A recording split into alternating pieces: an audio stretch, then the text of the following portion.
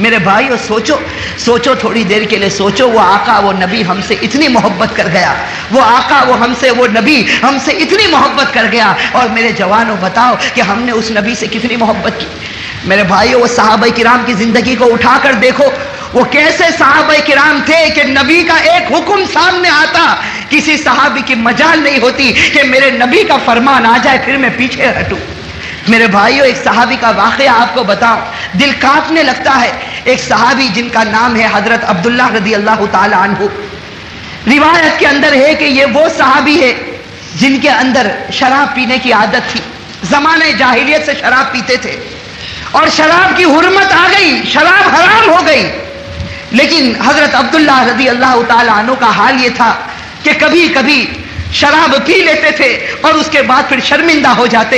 ہمارے نبی صلی اللہ علیہ وسلم جو سزا ہوتی وہ سزا بھی دیتے، اور پھر اس کے بعد شرمندہ ہوتے اور ہمارے نبی صلی اللہ علیہ وسلم سے آ کر پیار اور محبت کی باتیں کرتے۔ میرے بھائیوں حضرت عبداللہ رضی اللہ تعالی عنہ جن کا لقب ہمارے نبی صلی اللہ علیہ وسلم نے حمار دیا تھا، اور بڑے ہنسنے ہنسانے والے صحابی میں تھے۔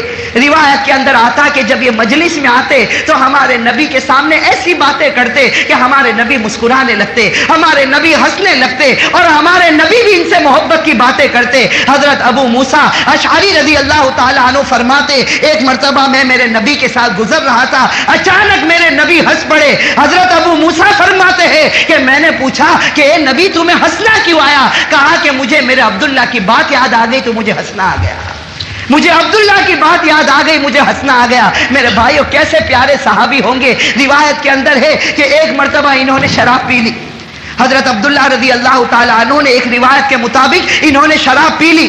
اب ہمارے نبی صلی اللہ علیہ وسلم کے سامنے لایا گیا، ہمارے نبی کے سامنے لایا گیا، اور اسلام کی جو سزا ہے وہ سزا ان کو دی گئی، اور سزا دینے کے بعد ایک صحابی کھڑے ہوتے اور اتنا جملہ کہتے ہیں، حضرت عبداللہ سے کہتے ہیں کہ عبداللہ تم کتنی مرتبہ شراب پیتے ہو، کتنی مرتبہ تمہیں نبی سزا دیتے ہیں، کتنی مرتبہ یہ عادت تمہارے اندر آتی ہے؟ تو اس وقت ہمارے نبی فرماتے لا تلعنوا، کہ میرے عبداللہ کو برا بھلا مت کہو۔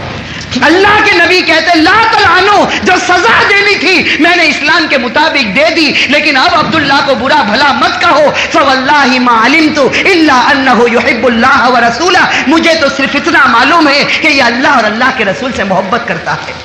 میرے بھائیوں مجھے بتانا یہ ہے کہ صحابہ کرام کو دیکھو، یہ حضرت عبداللہ کو دیکھو جن کے شراب پینے کی عادت ہے، اور ہمارے نبی کے زمانے میں کبھی بھول سے شراب پی لی، کبھی غفلت میں آ کر شراب پی لی، ہمارے نبی نے ان کو سزا دی ہے۔ روایت کے اندر آتا ہے کہ جس وقت حضرت عمر کا زمانہ آیا، جب عمر فاروق رضی اللہ تعالی عنہ امیر المؤمنین بنے، اور عمر فاروق کا جب زمانہ آیا اور رومیوں کے ساتھ مقابلہ کرنا تھا، تو حضرت عمر فاروق رضی اللہ تعالی عنہ نے ایک بڑے لشکر کو تیار کیا، اور اس لشکر کا کمانڈر اسی حضرت عبداللہ رضی اللہ تعالی عنہ کو بنایا۔ حضرت عبداللہ کو لشکر کا کمانڈر بنایا اور حکم دیا کہ رومیوں کے ساتھ مقابلہ کرنا۔ اب حضرت عبداللہ کے بارے میں ہے کہ اس وقت جوان تھے، تندرست تھے، خوبصورت تھے، اور حضرت عبداللہ ہنسنے ہنسانے والے آدمی تھے۔ اب پورے لشکر کو لے کر چلے۔ روایت میں ہے کہ حضرت عبداللہ رضی اللہ تعالی عنہ پورے لشکر کو لے کر چلے، اور جب روم کی سلطنت میں پہنچے اور وہاں بڑے گھمسان کی لڑائی ہوئی، وہاں بڑی زوردار لڑائی ہوئی، رومیوں کے ساتھ بڑا مقابلہ ہوا، لیکن خدا کا کچھ فیصلہ ایسا ہوا کہ حضرت عبداللہ اپنے لشکر کے ساتھ ہار گئے اور رومیوں کو جیت نصیب ہوئی۔ سارے رومی جیت گئے اور حضرت عبداللہ رضی اللہ تعالی عنہ ہار گئے۔ میرے بھائیوں دیکھو کیسے پکے صحابی تھے، ہار گئے۔ پورے لشکر کو روم کے بادشاہ کے سامنے پیش کیا گیا، روم کے حاکم کے سامنے پورے لشکر کو پیش کیا گیا۔ اب سب سے پہلے کمانڈر کو بلایا، حضرت عبداللہ کو بلایا۔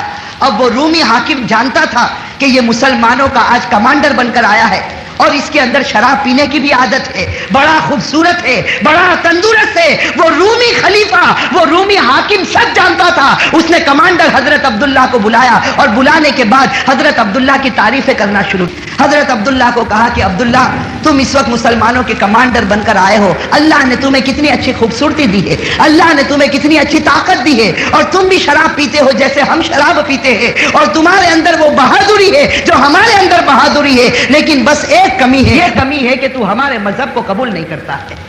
تو ہمارے عیسائی مذہب کو قبول نہیں کرتا. میرے بھائیو روایت میں ہے حضرت عبداللہ کا چہرہ غصے کے مارے تلملانے لگا اور اس وقت کہا اے رومی کتے تو مجھ سے میرا مذہب چھیننا چاہتا ہے, اے رومی کتے تو مجھ سے میرا مذہب چھیننا چاہتا. اور اس وقت حضرت عبداللہ کہتے ہیں کہ دیکھ میں دنیا کی ہر چیز لٹا سکتا ہوں لیکن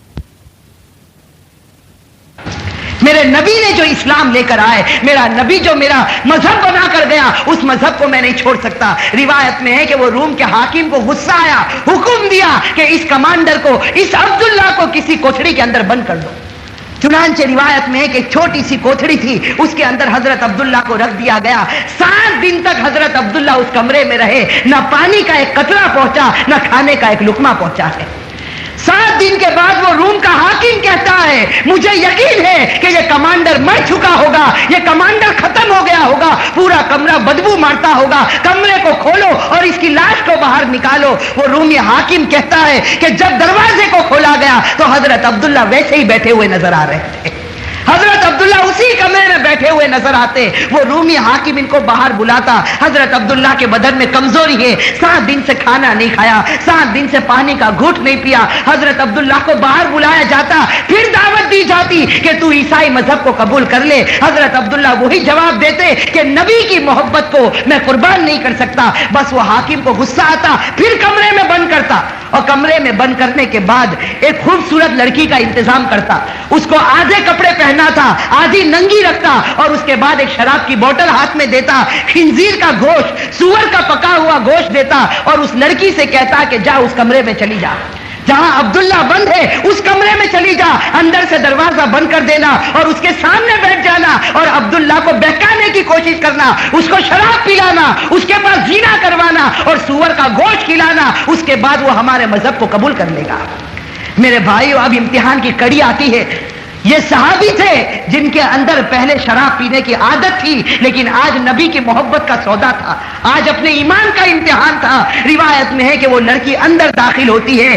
حضرت عبداللہ رضی اللہ تعالی عنہ کو جب معلوم ہوتا کہ یہ لڑکی کمرے میں داخل ہوئی جس نے پورے کپڑے بھی نہیں پہنے, حضرت عبداللہ اپنی گردن کو جھکا دیتے, حضرت عبداللہ اپنی گردن کو جھکا دیتے. روایت میں ہے کہ 3 دن تک وہ لڑکی اسی طرح بیٹھی رہی. 3 دن کے بعد اس لڑکی نے دروازے کو کھولا اور باہر نکل کر کہا انہ لحجر, کہ اے حاکم تو نے مجھے جس کے پاس بھیجا وہ انسان نہیں, وہ تو کوئی پتھر کی مورتی معلوم ہوتی ہے, وہ کوئی پتھر کی مورتی معلوم ہوتی ہے کہ جب سے میں گئی ہوں اس نے چہرے کو نیچے کیا ہے تو اس نے اپنی گردن نہیں اٹھائی. اور پھر وہ لڑکی بڑا پیارا جملہ کہتی ہے, وہ لڑکی اس حاکم وقت سے کہتی ہے کہ جس پر یہ ایمان لایا میں نہیں جانتی وہ کون ہے, لیکن بڑا پکا ہے جس نے اس کی تربیت کی ہے, تو اسی ذات پر میں بھی ایمان کو قبول کر لیتی ہوں. میرے بھائی اور روایت کے اندر ہے وہ حاکم وقت کو غصہ آتا, دل ملا جاتا, حضرت عبداللہ کو باہر بلاتا. حضرت عبداللہ بڑے وقار کے ساتھ لیکن بدن میں تھوڑی کمزوری ہے, نکل کر حاکم وقت کے سامنے کھڑے ہوتے. وہ حاکم وقت اپنے درباریوں کو حکم دیتا کہ میرے سامنے دیگ میں تیل کو جلایا جائے اور تیل کو جوش مارا جائے. جب تیل جوش مارنے لگتا ان کے لشکر میں سے ایک صحابی کو لایا جاتا اور ان کو اس آگ میں ڈال دیا جاتا. تھوڑی دیر میں وہ جل کر بھون ہو جاتے, جل کر خاک ہو جاتے. تو اس وقت وہ حاکم وقت کہتا ہے کہ عبداللہ تیرے ایک ساتھی کو تو ہم نے تیل میں پکا دیا, اگر تو میری بات نہیں مانے گا تو میں بھی تجھے تیل میں پکا دوں گا. میرے بھائیو قربان جائے حضرت عبداللہ پر رونے لگتے, آنکھوں سے آنسو جاری ہوتے. وہ روم کا حاکم کہتا یہ پہلی مرتبہ میں نے عبداللہ کی آنکھ میں آنسو دیکھے. حضرت عبداللہ کی آنکھوں سے آنسو جاری ہوتے. وہ روم کا حاکم سمجھتا کہ میرا معاملہ آسان ہو گیا, یہ رو پڑا, یہ ڈر گیا. وہ روم کا حاکم کہتا ہے معلوم ہوتا تم نرم ہو گئے, تم ڈر گئے. حضرت عبداللہ کہتے اس ذات کی قسم جس کے قبضے میں میری جان ہے میں اس لیے نہیں روتا کہ تو مجھے تیل میں پکا دے گا. اے روم کا حاکم سن لے, میں اس لیے روتا ہوں کہ خدا نے مجھے ایک ہی جان دی ہے, اگر 100 جان دی ہوتی تو آج اسی کو میں قربان کر دیتا. میرے بھائی اور روایت کے اندر ہے وہ روم کا حاکم سمجھ جاتا یہ بڑا پکا, یہ بڑا سچا ہے, حکم دیتا کہ تم واپس مدینے چلے جاؤ. حضرت عبداللہ اپنے لشکر کو لے کر جب واپس مدینے جاتے, عمر فاروق مدینے کی باؤنڈری پر کھڑے ہیں. حضرت عبداللہ دور سے نظر آتے, عمر فاروق کی آنکھوں سے آنسو جاری ہے. کہتے ہیں کہ اے عبداللہ مجھے تیرے نبی نے بتایا ہے کہ تیرا مقام مجھ سے بھی اونچا نظر آ رہا ہے, میرے بھائیوں سوچو ہمارے نبی صلی اللہ علیہ وسلم کے اشاروں پر یہ وہ صحابہ تھے جو اپنے آپ کو قربان کرنے والے تھے۔ میرے بھائیوں کاش کہ اللہ ایسا جذبہ ہم کو بھی نصیب کرے۔ میرے بھائیوں یہ جو واقعات ہم نے سنے اور ہمارے نبی صلی اللہ علیہ وسلم کی زندگی کے بارے میں جو کچھ بھی ہم نے سنا، میرے بھائیوں آج ہمارے جوانوں کا جو سب سے بڑا حق ہے، اور خاص کر کے آج کے ماحول میں میرے بھائیوں اور میرے جوانوں، دیکھو بیانات تو ہم نے بہت سنے، تقریریں ہم نے بہت سنی، اماموں کی باتیں ہم نے بہت سنی، لیکن میرے بھائیوں یہ سننا کب تک ہوگا؟ یہ سننا کب تک ہوگا؟ کیا ابھی تک میرے بھائیوں وہ وقت نہیں آیا کہ ہم ہمارے دل میں نبی کی سچی محبت پیدا کریں؟ ہم ہمارے نبی کی سچی محبت پیدا کریں۔ میرے بھائیوں وہ نبی جو ہمارے واسطے کبھی رویا ہو، وہ نبی جو کبھی ہمارے واسطے تڑپا ہو، وہ نبی جو ہمارے واسطے پیٹ پر پتھر باندھا ہو، وہ نبی جو ہمارے واسطے راتوں کو بلبلاتا ہو، جس کو نیند نہ آتی ہو، جس کو چین اور سکون نہ ملتا ہو، کیا اس کی شریعت پر اب تک ہم نہیں آئے؟ میرے بھائیوں افسوس کے ساتھ یہ کہنا پڑتا، بڑے افسوس کے ساتھ کہنا پڑتا کہ آج کا ہمارا جوان اتنی تیزی کے ساتھ ہمارے نبی کے طریقے کو چھوڑتا جاتا کہ تھوڑی دیر کے لیے اس کے چہرے کو دیکھتے ہوئے یہ پہچاننا مشکل ہو جاتا کہ یہ مسلمان کا بچہ ہے یا کافر کا بچہ ہے۔ میرے بھائیوں ایسا ہوا نہیں ہوا؟ آج اگر کہیں کسی ہمارے جوان کا ایکسیڈنٹ ہو جائے، اللہ نہ کرے، لیکن یہ فیصلہ کرنا بھی مشکل ہوتا ہے کہ کسی مسلمان کا ایکسیڈنٹ ہوا یا کسی کافر کا ایکسیڈنٹ ہوا۔ میرے بھائیوں اس کی وجہ کیا؟ اس کی وجہ یہ ہے کہ ہمارے نبی صلی اللہ علیہ وسلم نے تو ہمارے واسطے بڑی قربانیاں دی، ہمارے نبی صلی اللہ علیہ وسلم تو ہمارے واسطے سب کچھ کر گئے، لیکن میرے بھائیوں جیسے میں اکثر کہتا ہوں کہ ہم نے تو ایک ہاتھ سے تالی بجانا چاہا، اور میرے بھائیوں ایک ہاتھ سے تالی بجتی؟ وہ نبی تو ہمارے واسطے تڑپے، وہ نبی ہمارے واسطے روئے، وہ نبی ہمارے واسطے گڑ گڑائے، اور ہمارا حال یہ ہے کہ جو نبی کا چہرہ، وہ چہرہ بھی ہمیں پسند نہ ہے۔ میرے بھائیوں ہمیں تو ہمارے نبی کا چہرہ بھی پسند نہیں آیا چہرہ پسند؟ میرے بھائیوں صحابہ کرام کا تو حال یہ تھا کہ نبی کا فرمان آتا اور صحابہ کرام سب کچھ قربان کر دیتے۔ آپ کو معلوم ہے صحابہ کرام رضوان اللہ تعالی علیہم اجمعین، ان کے دلوں کے اندر شراب کی بڑی محبت تھی۔ بھائی شراب کی محبت تھی یا؟ اور شروع اسلام میں شراب پینا بھی جائز تھا، شروع اسلام میں شراب پینا جائز تھا، بڑے بڑے صحابہ کرام نے شراب پی، اونٹ کا گوشت بنایا جاتا، اس کے بعد شراب تقسیم ہوتی اور بڑے بڑے صحابہ کرام شراب پیتے۔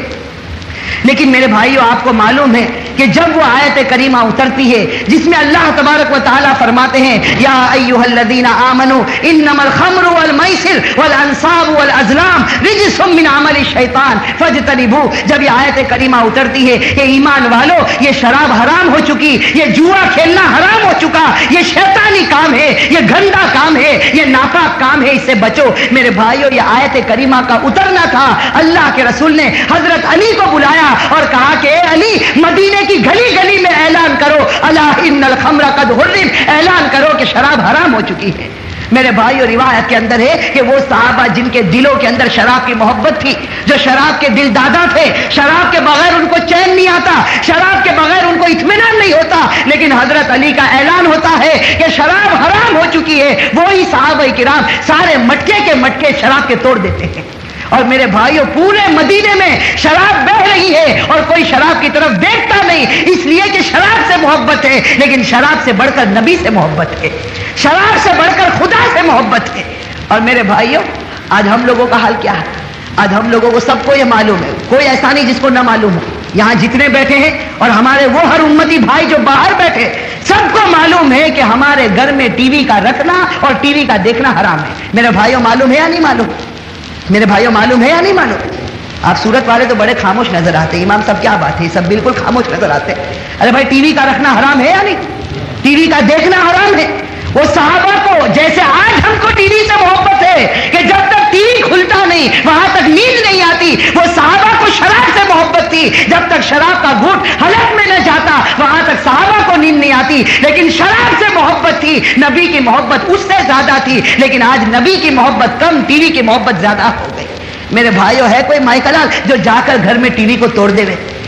ہے کوئی مائیکلال جو گھر میں، وہ صحابہ کرام نے تو شراب کے مٹکے توڑ دیے، لیکن یہاں تو سب سے پہلا معاملہ ہوگا کہ بھائی ہوم منسٹر سے اجازت لینی پڑے گی، پھر میرے جوان بچے ہو گئے، اگر میں ٹی وی نکالوں گا گھر میں تو میرے جوان بچے نہیں مانتے۔ بھائی یہی بات ہوتی نا، تو بازوں کو کہو کہ بھائی ٹی وی نکال لے، کہتا سب بات برابر ہے، ٹی وی حرام ہے، ہم سب جانتے ہیں، لیکن اب ٹی وی نکال لیں گے تو اڑوس پڑوس والے بھی مذاق اڑائیں گے کہ اس کے گھر میں ٹی وی بھی نہیں ہے۔ ہمارا ماحول خراب ہو جائے گا، ہماری ویلیو سماج میں گٹ جائے گی۔ میرے بھائیوں، حضرت تھانوی علیہ رحمہ کے پاس ایک مسئلہ آیا تھا۔ حکیم الامت بڑے درجے کے شخص ہیں جنہوں نے 1500 کتابیں لکھی۔ حضرت تھانوی علیہ رحمہ کے پاس ایک شخص آئے، دیکھو بڑا قیمتی مسئلہ ہے۔